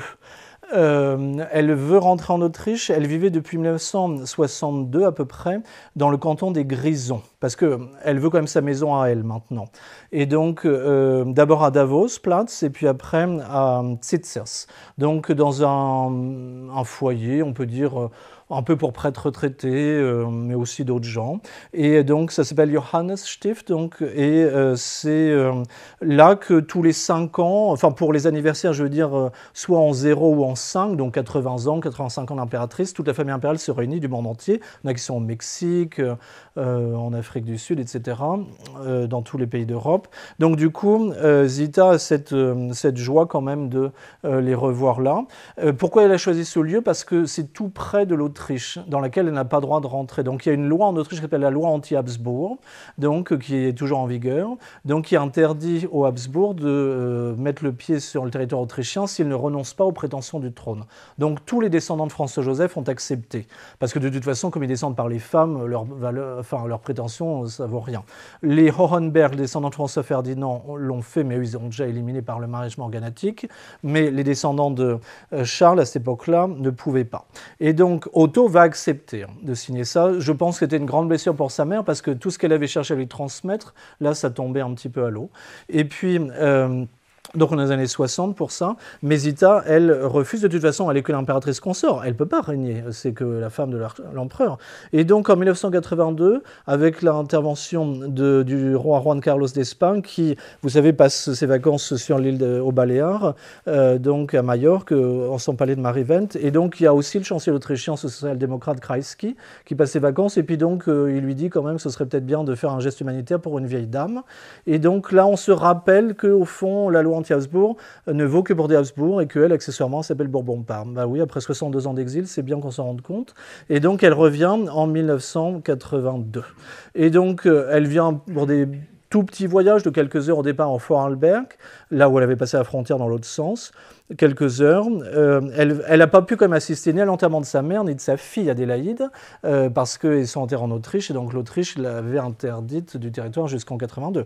Et comme elles sont mortes avant, donc après, vous avez donc des voyages un peu plus longs, et le gros voyage, c'est en Autriche. Et en fait, la famille impériale avait prévenu que l'État devrait quand même prévoir un petit peu de service d'ordre, parce qu'il pouvait y avoir un peu de monde. Il y avait une messe de Te Deum à la cathédrale Saint-Étienne, et donc ils se sont dit, mais non, il n'y aura personne. Il y avait quand même plus de 10 000 personnes qui sont venues. Et on voit, Zita était quasi aveugle à cette époque-là, mais à un moment, il a fallu l'exfiltrer au milieu de la foule qui l'a pressé, tout ça. Et donc on l'a fait rentrer dans la voiture qu'il avait amenée, une toute petite voiture, et puis on la voit au volant, elle qui est quasiment aveugle, parce que c'était la porte la plus proche, tout bêtement. Elle passait après au siège conducteur en enjambant. Et donc voilà, ça c'est assez amusant. Et après, elle va passer de nombreux étés chez sa fille en Styrie dans le château de Waldstein. Elle meurt le 14 mars 1989, donc à Zitzers. Son cœur est enlevé de son corps, comme c'est l'usage dans les familles royales, vous savez. Donc son corps repose à la crypte des Capucins, son cœur repose en Suisse, à Muri, avec son mari. Donc, dans le sens que son mari, son corps est à Madère, mais les deux cœurs sont ensemble. Muri est en Argovie, entre Bâle et Zurich. Et donc, c'est la nouvelle crypte des Habsbourg, où il y a les enfants, la plupart des enfants de Zita. Et donc, leurs deux cœurs sont unis. Elle s'est toujours baladée avec le cœur de Charles, en fait, si vous me passez l'expression, sauf pendant la guerre qu'elle avait confiée à Solesmes. Et il y a eu un miracle en Belgique, attendez, c'était... oui, une comtesse de Ribeaucourt, si je ne m'abuse, qui a été donc guérie miraculeusement en présence, le jour de la fête Dieu, je crois, donc du cœur qui avait été posé peut-être sur un reposoir, donc quelque chose comme ça. Il faudrait que je me repenche dans les textes. Donc, en tout cas, c'est assez intéressant ça. Et puis, donc, vous connaissez sans doute la tradition des Habsbourg, vous savez, avec les 3 coups à la crypte, donc qui n'est pas sans rappeler la procession des rameaux, où en fait, avec la croix, on doit frapper à la porte de l'église, vous savez, enfin, c'est avant la réforme de la Semaine Sainte, mais bon, bref, donc avec la rampe de la croix, vous savez, on frappe 3 coups à la porte de l'église, donc là, c'était le chancelier, c'est pas prêtre, bien sûr que c'est ça, c'était le grand chambellan, qui disait donc, voilà, de l'intérieur, le custos de la crypte, donc le père Hundesser disait qui demande à entrer, donc Sa Majesté, donc impératrice Zita, donc, enfin Zita, impératrice d'Autriche, reine apostolique de Hongrie, de Croatie, de l'Honoré d'Illyrie, enfin, etc., 50 titres.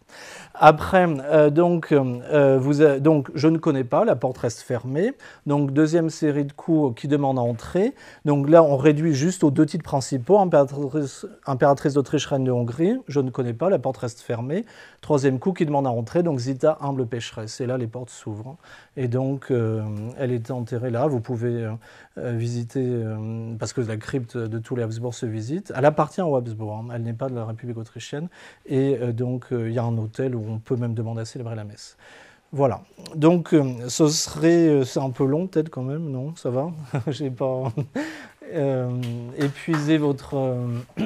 Je voulais parler un petit peu de ça, mais je crois que c'est un petit peu... Je vais peut-être résumer quelques minutes simplement, quelques minutes, parce que je trouve... Donc j'ai déjà évoqué une intervention divine, on va dire, via cette sœur, sœur Thérèse à Bruxelles, mais on peut citer d'autres choses que je trouve très intéressantes. C'est que avec l'au-delà, ce qu'on s'aperçoit, donc déjà, il y a des aides, par exemple, pour des mourants qui sont qui risquent de mourir sans voir un prêtre, sans voir les derniers sacrements. Et donc, vous avez par exemple un évêque de Coire. Coire, c'est le diocèse où est mort Zita, donc des Grisons, car un diocèse d'ailleurs assez traditionnel, on a encore un des rares évêques bien. Et du coup, là, cet évêque, donc, il raconte qu'à un moment, il était en Angleterre et donc quelqu'un allait mourir. Donc on le prévient, mais on lui apporte un cheval pour qu'il puisse se rendre vite là-bas. Mais le cheval, donc lui, il n'a même pas le temps de donner un coup dans les flancs du cheval. Il part à toute vitesse, donc il avait même un peu peur, l'évêque. Et donc il s'est arrêté pile devant la porte du mourant. Mais donc il a été tellement vite qu'il aurait mis 1 heure. Normalement, il avait mis qu'1 demi-heure. Et donc il a pu administrer administrer le sacrement. Et je trouve ça assez intéressant parce que quand vous faites la référence biblique de Balaam, vous savez, où la nesse de Balaam voit finalement ce que ne voient pas les yeux humains. Bon là c'est les anges de Dieu, mais c'est un peu amusant de voir quand même que même des animaux finalement peuvent servir les desseins de la divine providence. Il y a d'autres exemples comme ça, un père Verbit, qui est donc un chapelain de la maman de Zita, qui a été chargé, donc il vivait en Suisse, et la Suisse servait de transit pour les prisonniers de guerre, parce qu'ils n'avaient pas encore établi les relations diplomatiques, donc par exemple si des Italiens devaient être rendus en Autriche, ils passaient par la Suisse, etc. Donc ils étaient parfois en mauvaise santé, près de mourir, et donc à un moment, le Verbit donc, est dans une auberge, il sait qu'il doit au milieu de la nuit se rendre dans la gare, bon, il demande à l'aubergiste de le réveiller, il n'est pas réveillé, mais par l'aubergiste, je veux dire, ça il l'apprend après, mais finalement il se réveille par, je sais pas, son ange gardien, et tout cas, donc il est conduit, et puis le train avait attendu parce qu'il était quand même en retard déjà, et finalement il peut administrer aussi des mourants qui sinon peut-être leur âme aurait été perdue. Et donc ça c'est quand même assez beau. Zita aussi donne des exemples de gens qui repoussent, donc ça c'est un capitaine français à Smyrne, donc il est ami avec un missionnaire français là-bas dans l'Empire ottoman, et le missionnaire lui dit, écoutez, vu la vie que vous avez menée, vous ne pouvez pas ignorer que vous irez en enfer si vous ne vous convertissez pas. Et donc oui, je vous promets qu'à l'article de la mort, je ferai appel à vous. Et donc oui, il fait appel, sauf que le prêtre était en tournée de mission à ce moment-là, donc trop tard. Et donc elle dit qu'on voit son visage dépeindre la crainte, parce qu'il voit quasiment, j'ai l'impression, les démons venir le chercher. Et donc Zita dit très joliment, l'heure de la grâce, c'est maintenant. Et ça, on ne peut pas dire mieux. Il ne faut jamais repousser une confession, par exemple. Voilà. D'autres choses encore d'un autre registre, c'est la justice. Parce que la justice est quand même très importante. Vous savez, maintenant, Dieu est miséricorde, donc il n'y a plus d'enfer, tout le monde va au paradis. C'est la théologie de Michel Polnareff. Bien. Mais du coup, c'est... Évidemment, quand on est vraiment catholique, ça n'est pas ça. Et donc, du coup, Zita, elle croyait à l'intégralité de la foi catholique, et du coup, elle raconte que il y a bien des jugements, enfin... Alors, j'ai déjà évoqué l'enfer, mais on peut dire des choses différentes plus ici-bas. Alors, vous savez peut-être que Napoléon avait, comme d'autres Français, croyait à la théorie des frontières naturelles, et donc il voulait que le Rhin fût la frontière de la France. Et donc, il a colonisé ces terres de la rive gauche du Rhin, donc Bonn, Cologne, tout ça. Et donc, il y avait des princes du Saint-Empire qui étaient possessionnés là. Il ne voulait pas se les mettre à dos non plus. Donc, il a donné sur la rive droite des terres en compensation. Mais où il les a prises, les terres? À l'Église. Et donc, du coup, c'est ce qu'on appelle le recès impérial. Qui confisque tous les biens des monastères. Et vous avez beaucoup d'histoires de monastères donc, qui deviennent des résidences, donc par exemple de la grand-mère de Zita, les Löwenstein, qui sont une famille catholique, ou alors son confesseur, le père Andlau, un jésuite. Donc elle raconte que dans ces familles nobles, donc, qui étaient catholiques, qui avaient rajouté toujours de l'argent pour dire quand même que l'Église ne soit pas spoliée, donc ils avaient soit donné au diocèse, soit au Saint-Père de nombreux dons, mais elle raconte très très bien que, par exemple, près de Schweinfurt, en Bavière, donc un château ne rapportait pas bien. Il n'y avait pas une malédiction sur le château, mais donc quand il y avait une épizootie, c'était forcément sur le bétail là. Quand il y avait de la grêle, c'était sur les terres de château. Bref, il n'y avait pas de malédiction parce que les gens dans le château n'étaient pas attaqués, mais ça ne rapportait rien. Et donc, et à un moment, il y a un moine qui, donc un fantôme, si vous voulez, enfin un défunt qui apparaît et qui gentiment fait comprendre à la comtesse Andlau qu'il faut restituer. Et donc après, ils vendent le château à un prix vraiment très bas à une communauté religieuse. Et là, Zita dit, là, ça rapporte énormément, comme si la terre voulait rattraper toutes ces années où on n'avait pas donné ce qu'elle aurait pu et dû. Et donc, c'est redevenu la propriété de Dieu. Ça, je trouve ça très joli, cette expression. Et il faut savoir, par exemple, que même la Villa delle Pianore, qui n'était pas du tout un bien spolié à l'Église, mais a été vendue à un institut éducatif Cavanis là en Italie. Enfin, il y a souvent le château où est enterrée la mère de Zita, donc en Basse-Autriche à Purheim-Atnank. Il a été vendu aux rédemptoristes. Enfin, vous voyez, très souvent, c'est des choses comme ça qui arrivent. Et donc, je trouve ça assez intéressant, cette idée de la justice, quand même. Et Donc vous avez, en fait, elle, je vous ai dit, elle avait vraiment le sentiment de combattre. Vous savez, dans l'Épître aux Éphésiens, il est dit « Nous ne luttons pas contre des hommes, mais contre les forces invisibles, les puissances des ténèbres qui dominent le monde, les esprits du mal qui sont au-dessus de nous. » J'aurais presque envie de dire au-dessous. Il dit au-dessus parce qu'évidemment, c'est des anges déchus, mais en tout cas, des êtres spirituels donc très puissants, mais évidemment, il parle des démons, saint Paul. Et donc, du coup, c'est vraiment ce sentiment-là. Elle raconte que, par exemple, au couronnement de Hongrie, là, de Budapest, il y a une photo où on voit la mort, donc, vous savez, le squelette, quoi, apparaître sur un cliché qui menace comme la foule, si vous voulez.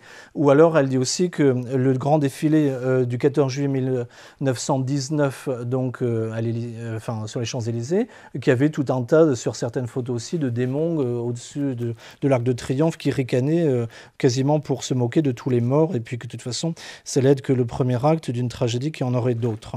Voilà, donc beaucoup de choses liées à la justice, des choses plus positives, par exemple, deux jésuites qui font partie à Bruxelles, vous connaissez peut-être les Acta Sanctorum, donc c'est les jésuites là-bas qui publient ça, et il y en a qui travaillent là, et donc ils veulent savoir comment est le paradis. Donc ils se disent, un petit peu la promesse qu'a fait Don Bosco, qui est racontée aussi par Zita, qu'il ne faut jamais faire, c'est, vous savez, le premier qui meurt entre deux amis, il revient et puis il nous dit un peu comment c'est, quoi.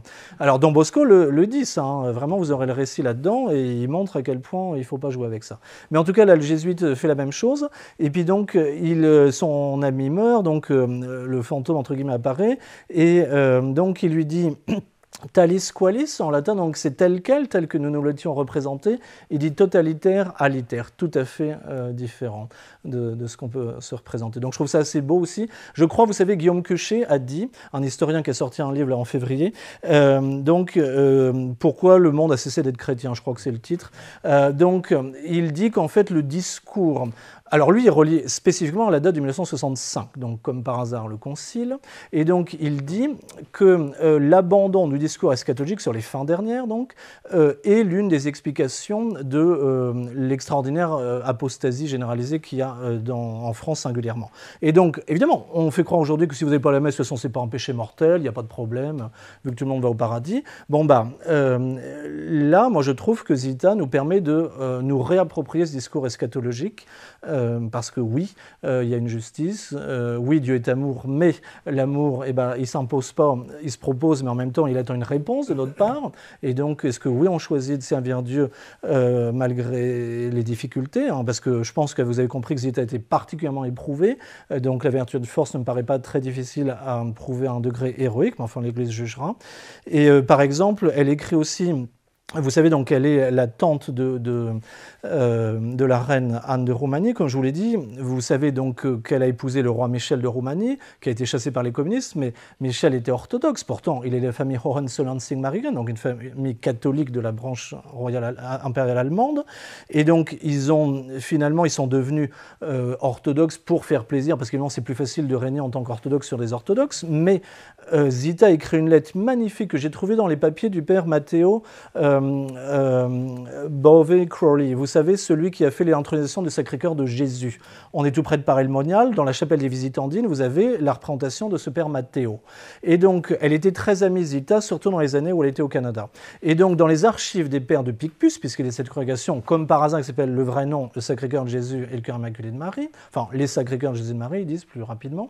Donc, là, dans les papiers privés, j'ai trouvé un brouillon de Zita, qui écrit au Saint-Père pour dire en gros nous, Bourbon-Parme, on a honte de ce que fait la reine de Roumanie, tout ça pour un trône, en gros, dit-elle, apostasié. Et c'est très important parce que c'est quelque chose qui est arrivé plusieurs fois dans la famille. Par exemple, une demi-sœur de Zita qui s'appelait Marie-Louise et a épousé Boris III, Ferdinand de Saxe-Cobourg-Gotha, roi de Bulgarie, et donc la maman de Boris III, donc la grand-mère de Siméon II. Et du coup, Donc Marie-Louise était catholique, le Saxe-Cobourg-Gotha était catholique. Et tout ça pour régner, donc il a voulu, alors que c'était bien précisé dans le mariage avec le papa de Zita, que sa fille, évidemment, épousait un catholique, les enfants seraient catholiques, tout ça, même s'il régnait en Bulgarie. Or, le Ferdinand a fait rebaptiser le futur Boris III, parce que vous savez que les orthodoxes, ils ne reconnaissent même pas, un protestant reconnaît la validité d'un baptême catholique, pas les orthodoxes.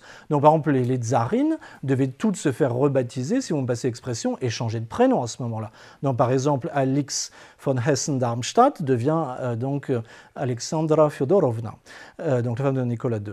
Et du coup, vous avez ça, encore une fois, des textes que j'ai trouvés cette fois-ci aux archives secrètes du Vatican, qui sont très très beaux, parce que Robert, donc le papa de Zita, dit bien qu'il veut expier ce crime de son gendre. Sa fille est pour rien. Elle fuit la Bulgarie quand il y a la cérémonie et elle emmène ses autres enfants parce qu'elle ne veut pas assister à cet acte d'apostasie.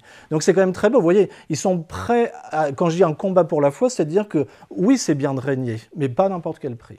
Voilà. Je vais m'arrêter là parce qu'après, c'est... Merci.